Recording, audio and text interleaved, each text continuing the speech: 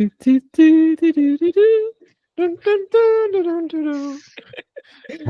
and welcome to the Sage Wagtail Chat podcast. Woo! no, No, it's not my show. It's Thibaud and I's. What do we call this? Community hour? what do we call this? We call this Coen, Sage, and Thibaud are on the Google Meets call about performance. We'll see where it Nerds goes. Unite. Yeah, we'll change the title every week. Yes. Welcome, Coen. You're our first guest. Thank you. I'm honored. Today's topic is performance, and we're going to spend a bit of time looking at the Wagtail admin user interface specifically, so UI performance, to find lots of ways in which it could be made faster. We know of many already, but it's also interesting not just to find those things, but look at the process, because not many people do those kinds of performance audits on a regular basis. Sage, any thoughts before we get going? No, not really. Let's get started. Let's get started. Okay. I'll show you the first thing that I've noticed that has made me tick and that I really want to fix. So most of my performance work I do in developer tools.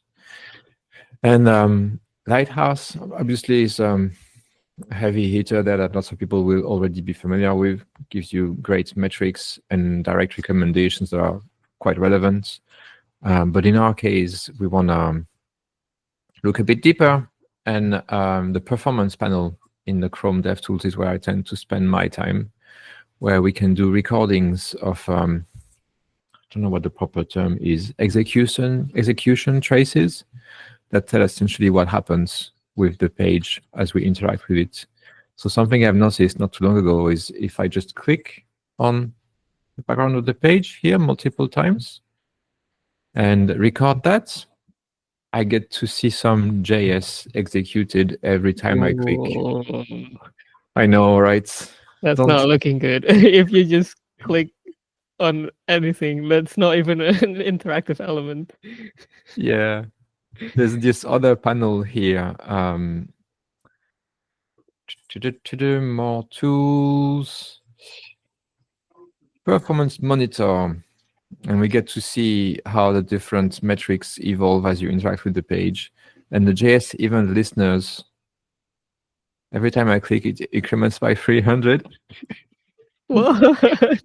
I don't know if it means 300 events registered across all the listeners, or if it literally means new listeners registered. But either way, it is surprising, to be polite. But anyway. I'm not too familiar. So yeah. Which number do you see incrementing? The brown one in the top right, the amount of listeners. Okay, so right now this one is live, and Okay. I'll start clicking. I'll click 5 times here. 1, 2, 3, 4, 5, and you see those 5 steps there. Yeah. And the corresponding CPU here. Oh, I see we have another guest. Just let them in. The corresponding CPU usage here, as I click around, that is quite surprising. It shouldn't take any CPU to process clicks on the background of the page. Yeah, yes, I understand that much, but Yeah. I was wondering. You said like, oh, it's increasing, and I was looking at everything. I couldn't discover what you're actually. Gotcha. Which graph I had to pay attention to. All of them. CPU spiking too. Yeah.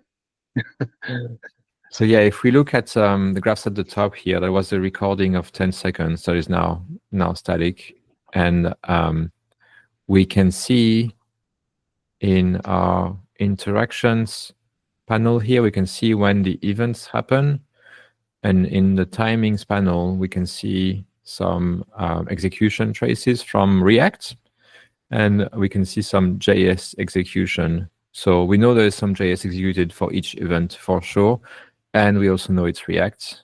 And so here, React also tells us which specific component is causing this. So we have 27 milliseconds per click event on menu updates, even though we're not clicking on the menu.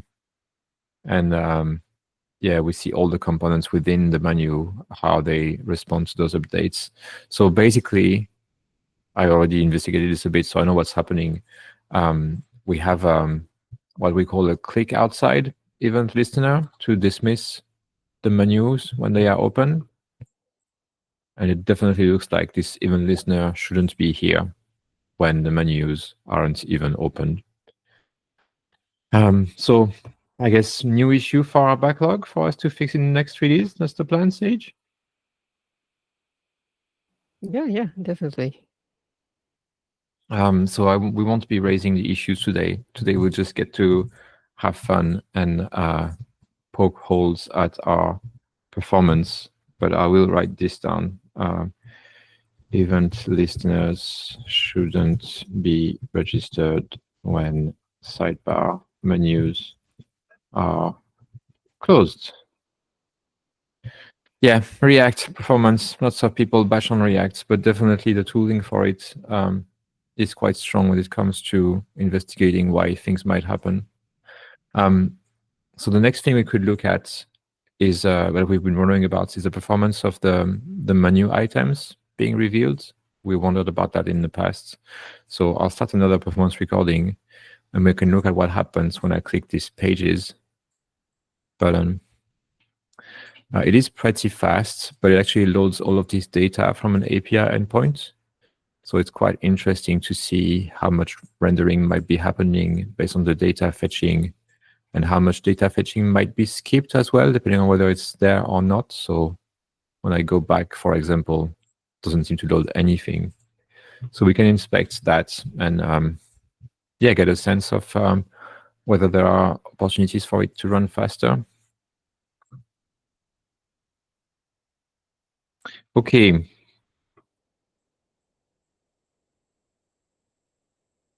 So those graphs at the bottom, they tell us essentially the footprint of the code we're running over time. So I'm not sure how many people will have seen graphs like this in the past, but this is the blue ones. The blue one is the memory usage, and the green one is the DOM nodes. So definitely as we interact with the page, that creates new elements that causes more memory usage. That can look a bit concerning, but it is also why JavaScript has a garbage collector on its heap, so that at some point when the memory isn't used anymore, or when the nodes on the DOM aren't used anymore, they get discarded. That's why we get this kind of shape. So we definitely don't want to have that kind of shape when there is no interaction, but when there is, it could be commensurate with what we're doing. And we can look at the panels above this to figure out whether that's the case or not. So we can look at the film strip and look at a specific click I made. So for example, this one, to get the blog open, we'll zoom into that a bit. And yeah, we see the API requests, see how long the API request has taken.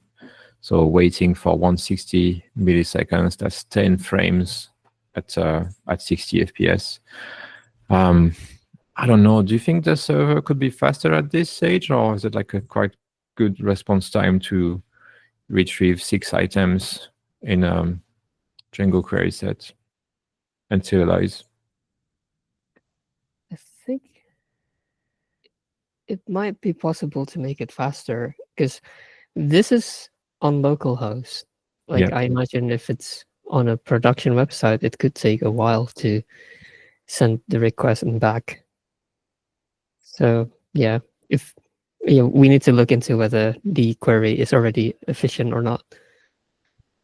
Yeah, that sounds good. Well, then, yeah, we could. It would be nice if our demo website we had some instrumentation of backend performance as well, rather than having to set it up manually. I have this static copy of of the CMS. It also gives me a good indication of potentially the fastest possible response we could expect. So just doing the same request for the blog items. That's this one right there. Yeah, 160 milliseconds. So that's the best possible time we could get with an actual server. So we're actually pretty close to that in localhost. So that means we probably can't expect it to be any faster than this on a remote server. But certainly, this is with processing locally. Like mine, otherwise is a static copy. So it probably would be, I don't know, maybe twice that on a remote server that's actually running Wagtail. Yeah, and I guess it also depends on how many pages there are in the current level. Yeah. So let's zoom in just a tiny bit more on that, just to get the network request at the very start of our timeline here. Sage, would it also matter how the titles are constructed? Like this is probably just a string representation of the page object, or well, either that or it might use the admin display title, which I think it shouldn't be slow because it's still using the draft title field on the page model itself rather than having to fetch it from the latest revision. But yeah, I haven't really looked into that part of the code yet. No, but if you would make the admin title, if you would customize it and yes, also an n+1 query in there, then you're yeah, that's why I think when we still had Carl in our core team, I think I remember him saying that we should really just remove get admin display title because yeah, it could be dangerous. dangerous. Yeah, because it's used in lots of places in order to display like the latest title. But yeah, and now that we also have the object representation in the revision itself, it might be rather than having developers customize it, if we just stick to one approach, like for example, looking at the latest revision and then query it efficiently, just use it consistently, it might be easier for us to maintain. Yeah. But, yeah. General conclusion, this response time is at the low end of the spectrum, probably. Yeah. Likely to be higher in real sites with more content. Yeah, I was just looking at the loading indicator we have very briefly and wondering if we even need it. But certainly, you're right. In the real world, it will be much more necessary because it will be much slower. But anyway, I guess the TLDR here is the front-end performance feels pretty commensurate with the task. If you look at the actual front-end updates through the interaction, they are all like within about 1 frame at 60 frames per second worth of work. And that's with the dev build of Wagtail that has extra instrumentation. So maybe something to make faster for lower end devices, but certainly not no bottlenecks there. Let's look at something harder. Yep. Okay. Let's look at the hardest of the hard. The page editor. That's quite the jump. Yes.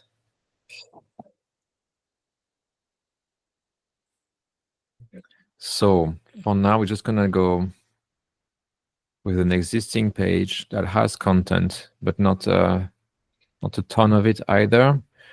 And we're gonna do a performance trace while the page is loading. I've not prepared that nearly as much. So here be dragons.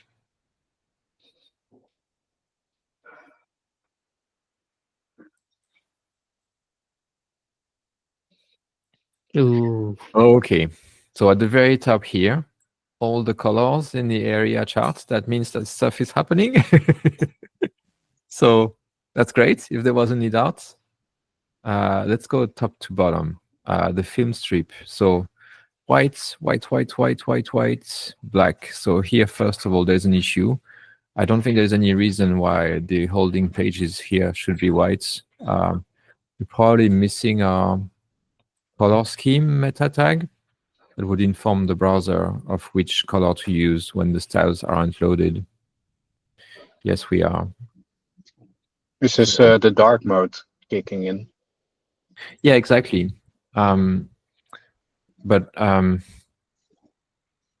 Yes, and even before the CSS loads, we can still tell the browser, hey, the page should be dark as it's loading. How would you do that? Um, Sorry for my ignorance, but no, it's okay.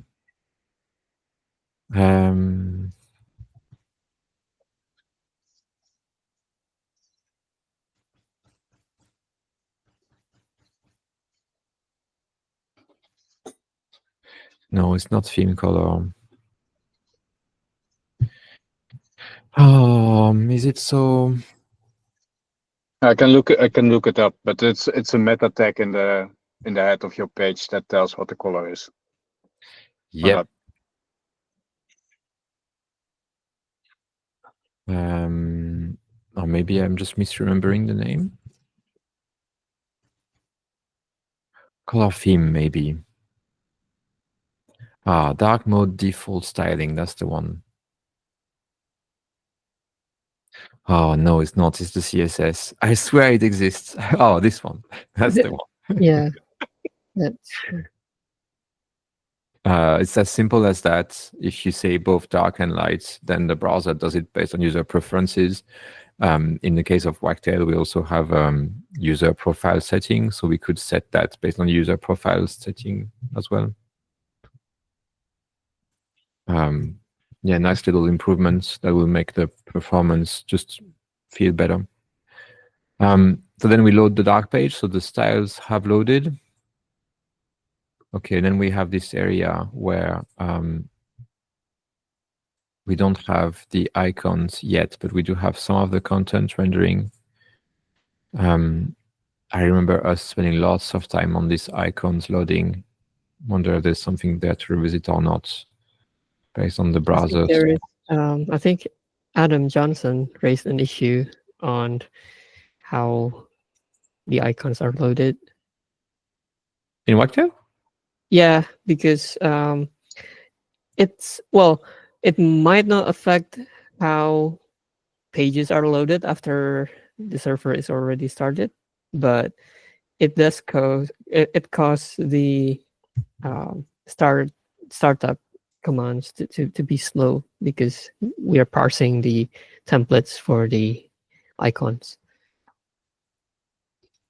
It's Adam Chains. Yay.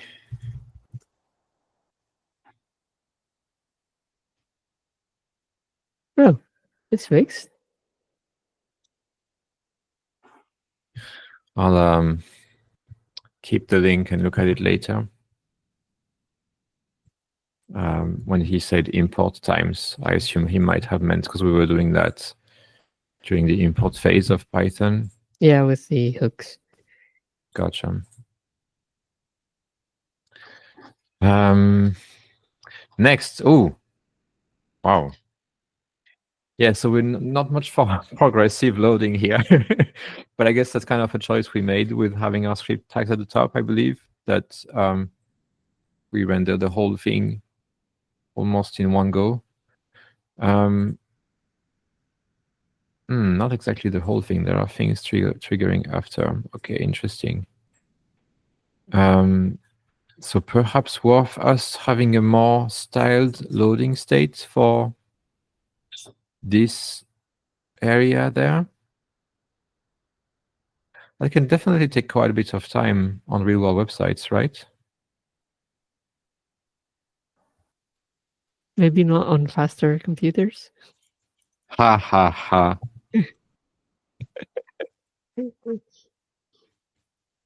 It's also because I have this instrumentation running. It makes everything quite slow. Okay, we have a good number of render blocking requests. Let's see if we can get the...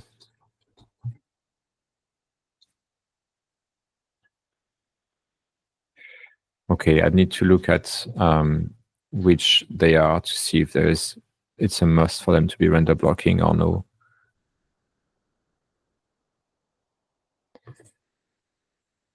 Oh, we can't see the names. Can I just zoom in? Okay. Oh, it's interesting that it makes sense, but I'm surprised that drafted.css, for example, loads before the JS files. But I guess it's just a choice we've made. So many scripts we shouldn't need. Bootstrap model, there's no reason for that to be render blocking because the models aren't even there to be displayed yet. jQuery datetime picker, like it doesn't render any UI until the field is interacted with. So there is no reason for us to have it block either.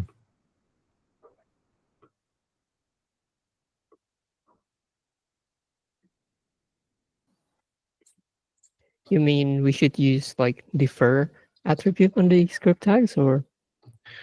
Yeah, or that at the very least for sure, so that it's not blocking the rendering, but maybe even more so, more intentionally, load it only at the point of interaction with the page. I think a potential issue is if you have customizations that rely on some of those being already loaded. But yeah, like sometimes you want to access one of the global objects provided by the scripts. Yeah. But nothing of this is documented, so it's not a stable API, is it? Yeah, it is not. Yeah. I appreciate your concern, but yeah. If Yeah, you I'm customize just something thinking like ahead this, in case, yeah. then the package maintainers will be like, oh, this broke. Yeah. Don't worry, package maintainers. We're thinking of you. Then as far as what we'll support, it's definitely something as we make those changes, we consider how to support the requirements better. Let's look at the actual JS and CSS, see what happens there. Yeah. Okay. Oh, this UI is so funky to interact with. That is a lot of HTML we're sending still. I'm surprised the parsing takes so long. Could it be because of telepaths data? Could be. Or maybe just the HTML.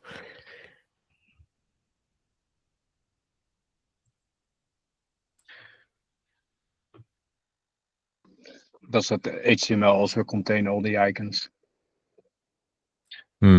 At this point, it shouldn't, just the references to them. Well, but the sprite is still in the HTML, right? It's inserted from localhost. So it should it should be coming from yeah, but I mean if the slow bit is parsing the HTML, then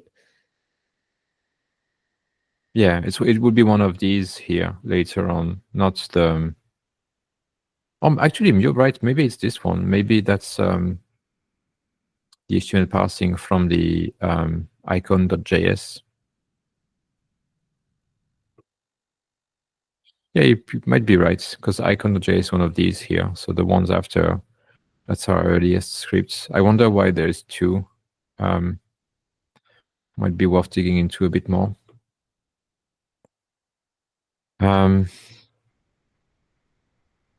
Lots of code on DOM content loaded, but that feels, it's 2 seconds worth of JS execution on my computer. Let's look at some of the interactions next. There's definitely some things on here that might be worth deferring, but let's look as well as at the coverage. Have either of you worked with CSS and JS coverage before? I've seen you using it, but I haven't used it myself. Okay, it's really simple. You just turn on this panel, and the browser tells you how much of the code within those files is getting used. So the best way to get like an accurate reading is to reload the page and then do some interaction with it. So as it runs through all of the files, it tells you how many bytes, sorry, are actually relevant. So our CSS file, for example, I'm really surprised that 80% here isn't used. We don't have the whole of the Wagtail UI on this page, so it definitely shouldn't be 0% unused. We don't want to load separate files for everything, but it's still somewhat surprising. So it'd be interesting to know on the style guide, for example, what kind of coverage we get, and just as you interact with the relevant elements, what's the lowest coverage? Definitely like jQuery UI here, 90% unused. That's clearly something we should for sure defer or conditionally load, or maybe just even remove. Mm-hmm. Vendor 50%, that's not too bad. Might be some room for us to optimize there, but that's not too bad at all. Wagtail 70%, I'm very surprised. I don't see where there might be craft in there. So it might be a matter of interactions with other sides of the editor.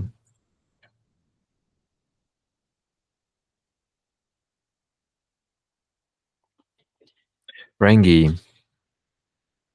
Why do we use Rangi? I don't even know. LB has submitted a PR to remove it, I think. Ooh. So Thibaud, the file size, of course, it's not good to ship that code or whatever, send it over the wire, because that takes time. But I think like on bigger CSS file in a single HTTP request that gets cached is already at the client. So yeah, what are you exactly looking for? Oh, so it's not just on the network, it's also on the parsing. If we go back to the performance tab and look at JS parsing times, even if the file's already cached, the browser just spends lots of time executing it to, see if the code's relevant or not. Where do we get the parsing figures? Yeah, I think that answers my question. But yeah, somewhere in here you can get the figures for how much time it takes. So yeah, those figures we're looking at here, that's the network request time. And then once the file is loaded, whether it's from the cache or network, the browser spends time executing it, basically. Not even just executing it, but also like running through the files to parse it into something that it can execute. Is there a sweet spot, like file size compared to HTTP amount of HTTP requests? Should we split everything up in the smallest chunks as possible, or is that... I think these days people who have lots of time on optimization, they split as much as possible. So if you look at a Next.js site loading, for example, it's a lot of separate files, so that you can essentially write as much of the UI as you want in JS without having to ever worry about any one bundle being too big. Certainly, to me, there is a case where this is quite overkill, and for the sake of the argument, if you can fit all your JS in 100 kilobytes, there's really no reason to split any further, in my opinion. Like, unless you wanted to hit specific super demanding targets. Yep. Okay.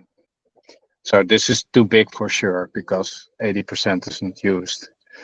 Yeah.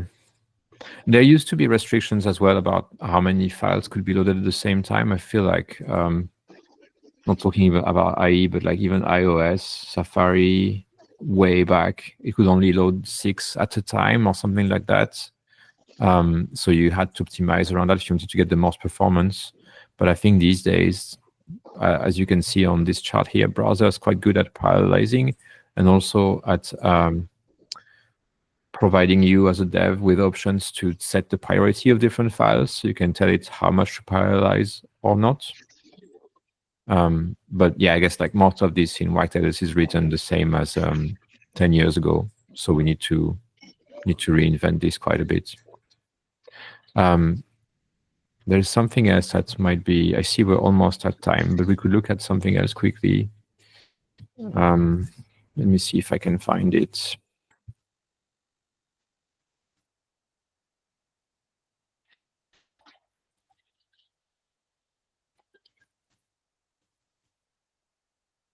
How much time do you spend looking at your Webpack bundles?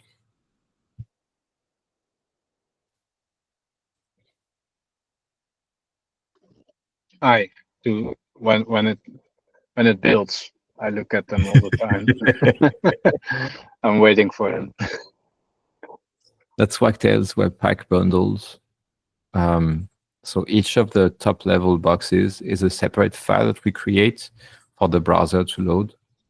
So something we can see already is that there is axe.js written in very big font size twice, which might be surprising, but that's because we've taken the time to optimize so that when you load the user bar code on the site's front end, you don't need to load things in Wagtail that aren't needed for the user bar, basically.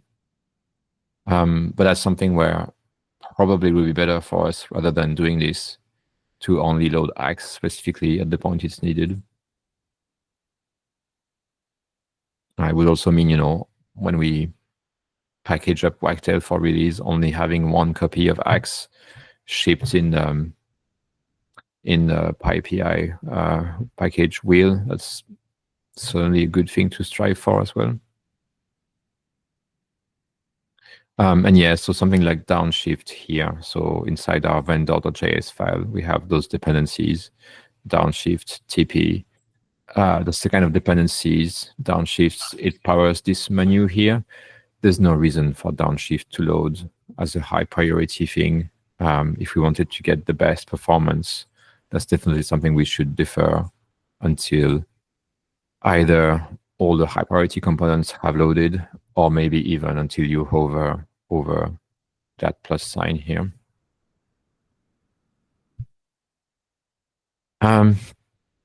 Anyway, what did you use to create this analyze overview? Yeah. It's called Webpack bundle analyzer. Yes, there is that, and then the other one is called Statoscope. They're both quite good if you want to look at those numbers. This has been quite optimized already in the case of Wagtail, but it has been optimized before we had readily available browser APIs to conditionally load code. So I think there's some room for us to redo quite a bit of this.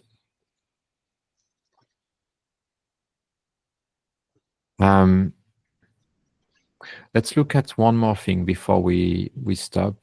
Let's look at loading a specific UI component. And then we'll leave it there unless anyone has questions.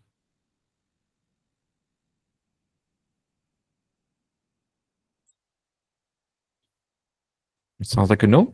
So we'll give it a go. Let's see what happens when we add a stream field block.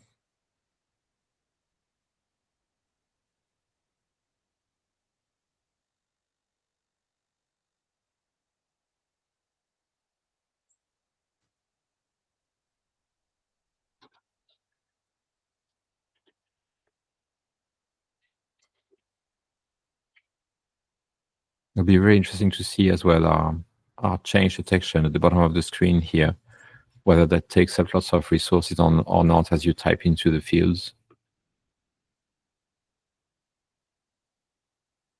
Yeah, so suddenly here you can see the JS heap, so the JS memory size in RAM, that is 2 to 3 times more than the dashboard. So clearly there's more happening on this page than the dashboard. And suddenly you'd want to look like those numbers, they start to get quite big. You want to look at on a mobile device, for example, a low-end device that might start to choke the browser quite a bit. 8,000 DOM nodes. It's probably twice more than we'd want. I don't know how realistic it is though to get that down.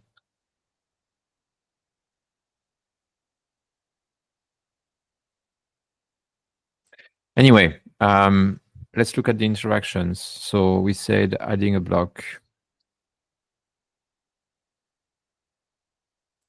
So I've lost my interactions. Where are they?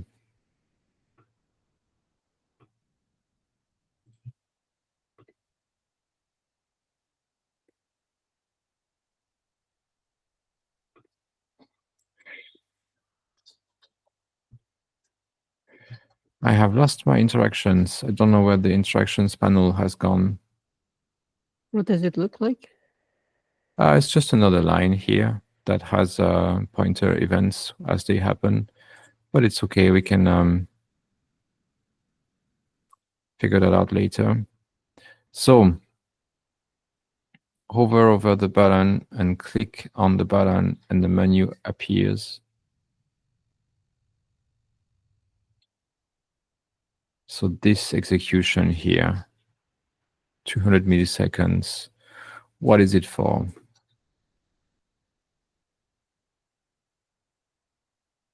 There's clearly some React going on here. So I'm going to guess this is the rendering of the menu. Oh, oh no. I wasn't expecting that menu.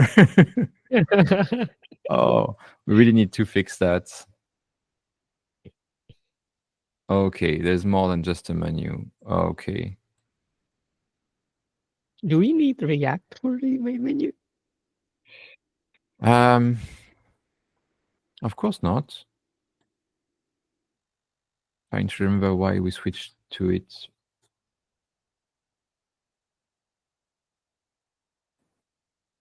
Anyway, that's for later. I don't remember why we switched to it, but regardless of whether it's React or something else, it shouldn't re-render anything, do any processing at all when you click somewhere on the page. Okay, so yeah, this pre-rendering here will be just the button updating its state. Oh no, okay, this button is outside the editor.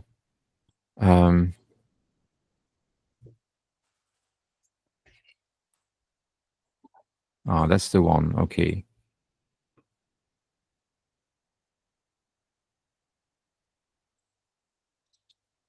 No, okay. I can't even figure out where the initial rendering of this combo box component is.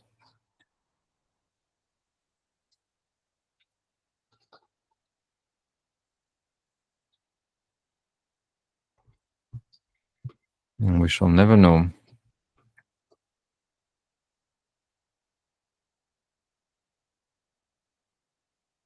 Oh, the minimap pre-renders here. Yeah, I guess that's expected because you added a new block. So you want to see in the minimap that there's a new block. Do you want to spend 2 frames for that? I'm surprised know. it's so slow. I suppose you could probably make it more optimized if the minimap is not currently expanded. True.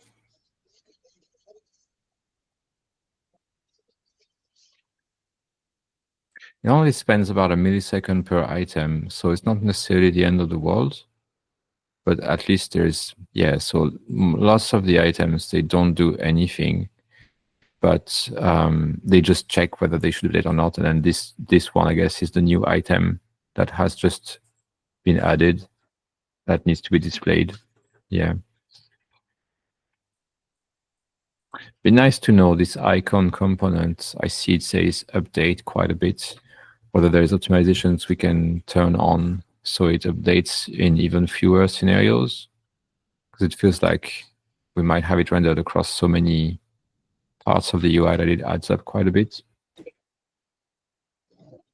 Maybe even Does minimap also display those dashes? Are those dashes corresponding to the amount of blocks? Yeah, those. Yep. So if you add something, you need, even in the collapsed state, you see Need a dash. something of them. Yeah. But the icon isn't the dash. The icon is inside the item. So clearly, it might be worthwhile for us to render a wholly separate thing that's much leaner when we only display the dashes. Something to consider. Let's look at this last patch, see what happens with that. More menu updates. Okay, that's when I added the paragraph block and it renders a new draft.js editor.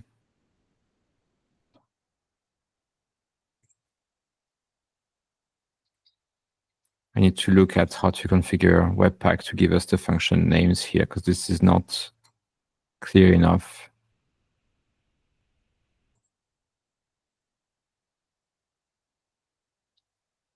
It would be much easier if here we had the function name and it's suddenly doable. Feels like it would be useful as well for us to spend a bit of time investing into our own timings, because all of those things here, they added custom by React. But regardless of React or not, there's no reason we couldn't add our own too, so that we had a chance to troubleshoot stream fields rendering, for example. Yeah, I was wondering where those React labels came from. Yeah, when it's in development mode, it automatically creates those based on the names of the components and state of the stage of the component in the React lifecycle. Nice.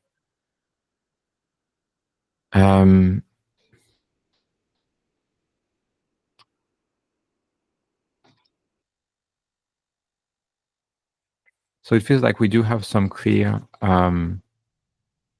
low-hanging fruits with some consideration about how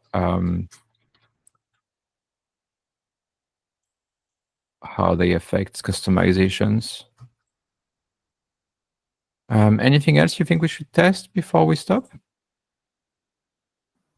Maybe the side panels? Good point.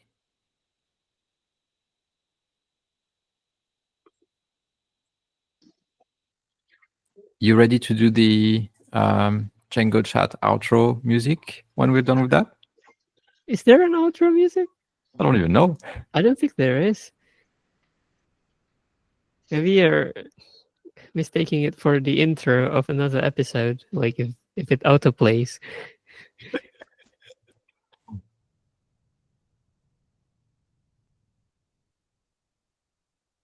Maybe you can just do your intro, but then backwards.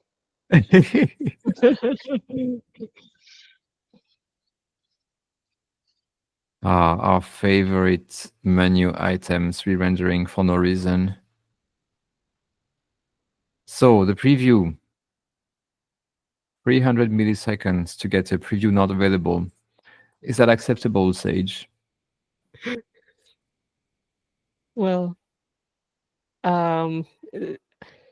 I don't know if you know this or not, but the preview not available thing is actually a real rendered template in the iframe, like, because it also happens if you click the preview on a new tab. And yeah, so it's not just displaying it directly from the editor. It's still in an iframe. Why are we loading an SVG icon here? Did I interact with the radio button without realizing? What radio button? We're loading the radio full icon, which I assume is loaded from the CSS. Is it because the radio full might be used for those elements? I don't think. No.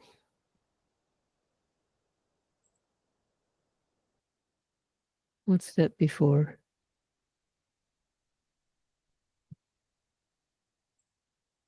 No. I don't know why there is a before element there. Can you open the SVG? Is it the SVG use the element a bit higher? Is that? We have that global styles. Yeah. So certainly we should, well, we want to switch our icons to inline SVG if we can, but in the meantime, if we can't do it for this one, we should make sure to also override that. Yeah. Interesting. Especially now that we added support for custom preview sizes. Ooh. How did you do the icons for that? You just need to specify the icon name in the custom size that you add. So it still follows the icons for like our custom icons. Cool. Cool. That's should be a quick win. That make for a tangible improvement. One fewer requests that's competing with the other actually important requests. And why do we load icons.js and call it CSS? Does the preview iframe? I think that not available screen extends a template from the admin base. That's why. That might include those things. Maybe we should use a lighter. Because you also want to style those, like the text, and to use dark mode and also center it, which comes from Tailwind. But we can probably use a lighter template for it instead. Yeah, it'd be nice to skip loading the icons at least, since it doesn't contain any icons. Yeah. I think it's just because the icons are in the base template. So yeah, we can definitely remove that for the preview. Yeah, it feels like something that be a good speed bump, and if we ever needed it, not be too hard to add back. Interesting. Any other thing you think we should look at?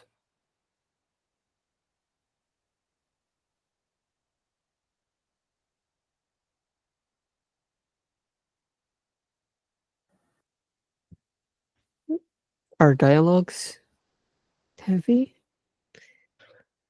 Do we care about Bootstrap dialogues, or do we just want to test out the new dialogues? It's a very good point, Sage. I think one of the biggest performance pain points I hear is how long it takes for a chooser to load. Let's try that.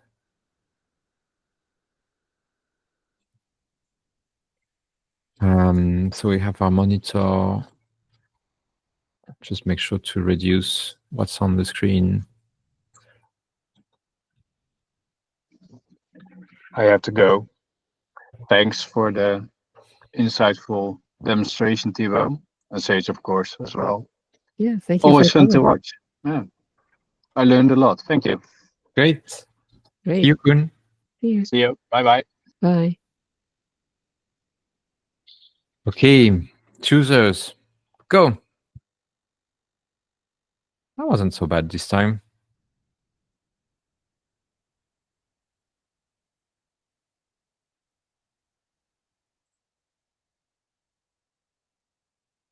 Okay, it takes quite a bit of time on the server for sure. And then we load all the files, the images.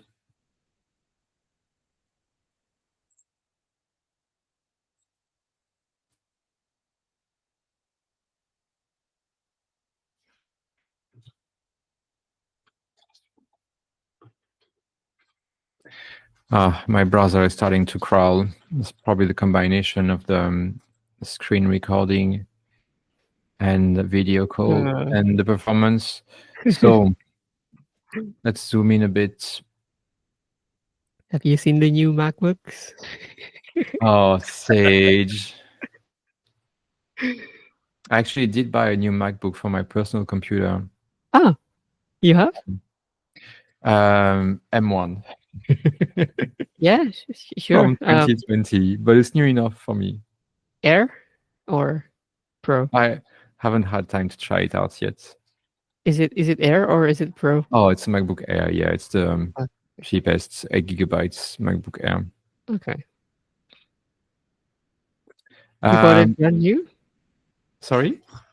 Brand new or? No. Okay.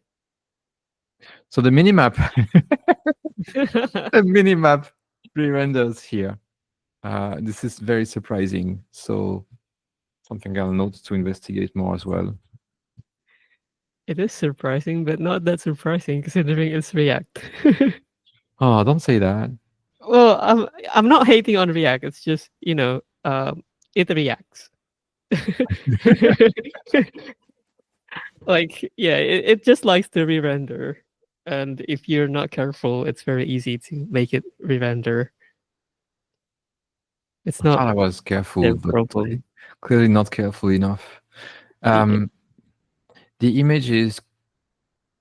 Do you think we could switch to AVIF or WebP for our admin images? That's in bakery demo, right? Oh, right. You mean Why are we loading old school JPEGs for the admin? that's a good question, actually. Yeah, if we've been advocating for these new, more efficient formats, then maybe we should do it in the admin, definitely. Because, like there's sizable amounts of time here being spent loading all the images for sure. Yeah. And we create those renditions just for our own needs anyway, right? So it wouldn't change things too much if it was another format.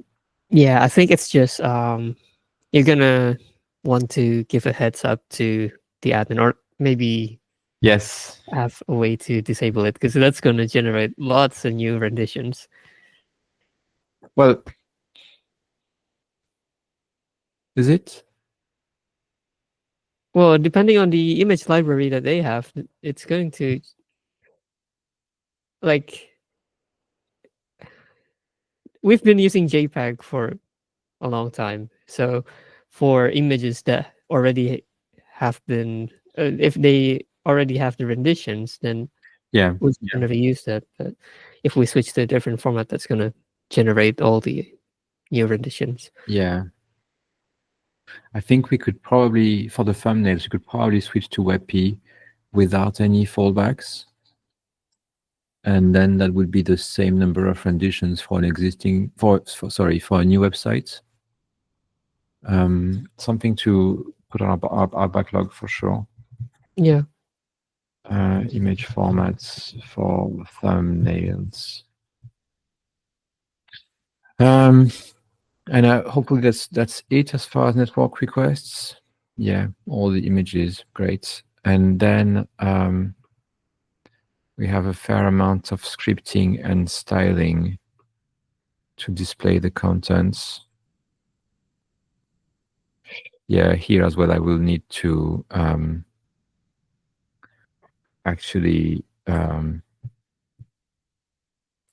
set up Webpack better so we could look at which functions are being run. So here, XHR load, that is definitely how we inject the content onto the page. I'm surprised that takes so much time.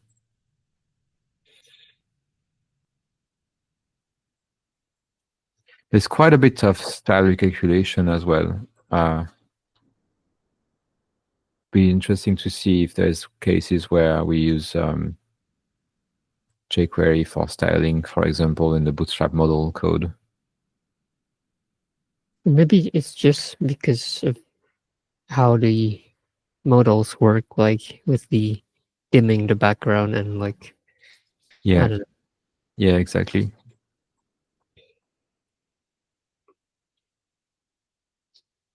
Okay, some good findings.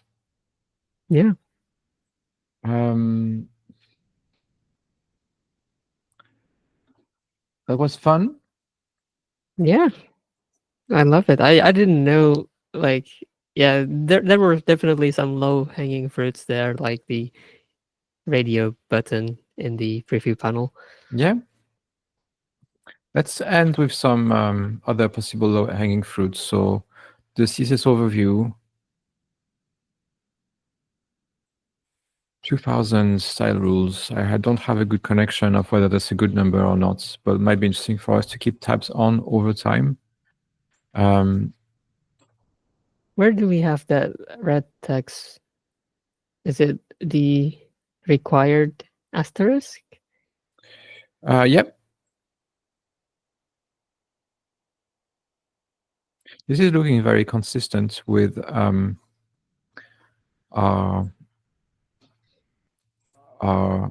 color system. Arial. Why do we have Arial text on there? Maybe click on the occurrence. Yeah. Interesting. Ooh, there's certainly some questionable media query overlap here. Oh, we have print. Maybe that's the preview of the sites. Let's see where Arial comes from. What? It might just be my computer being very slow. Oh, it might be that here. Okay. Why? That is, maybe it's just Default browser stuff?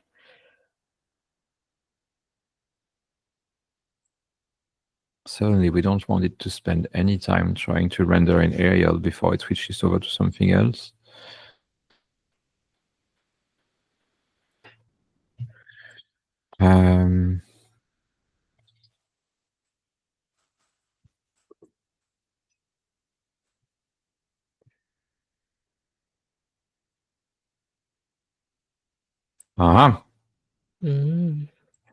We need to get rid of normalize or update it Sage. Do we still need it? We need some of the styles in it for sure, but I would guess very few of them. Tailwind come with some normalizer? We decided not to use it because we already had ours, but certainly, yeah, there's no reason to use both. Those red blobs, by the way, that's the coverage thing I mentioned earlier. Yeah, so none of this in normalize would ever need, because we most definitely have our styles for this as well. Yeah. And I assume it's the same for lots of those elements.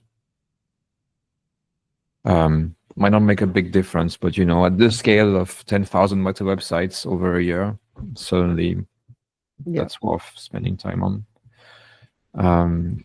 Remove or upgrade normalize.css.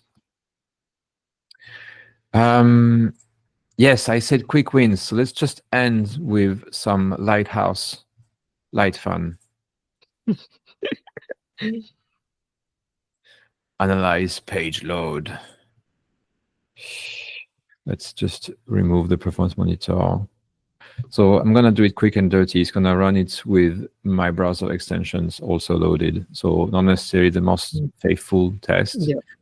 And this is a development build of Wagtail that I put together for development troubleshooting, not production.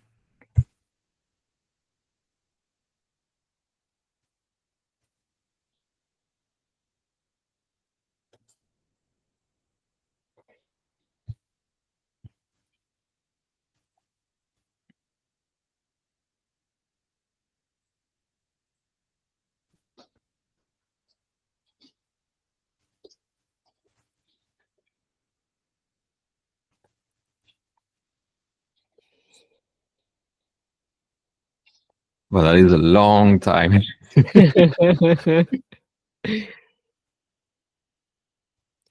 You can measure it by how many tips you can read.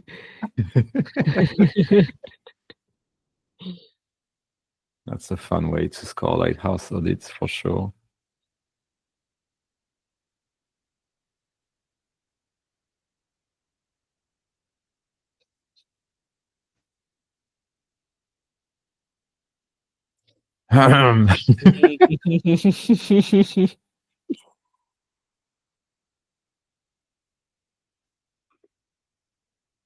What was that terms of service thing? Just now. I saw it flashing and I didn't catch what was on there.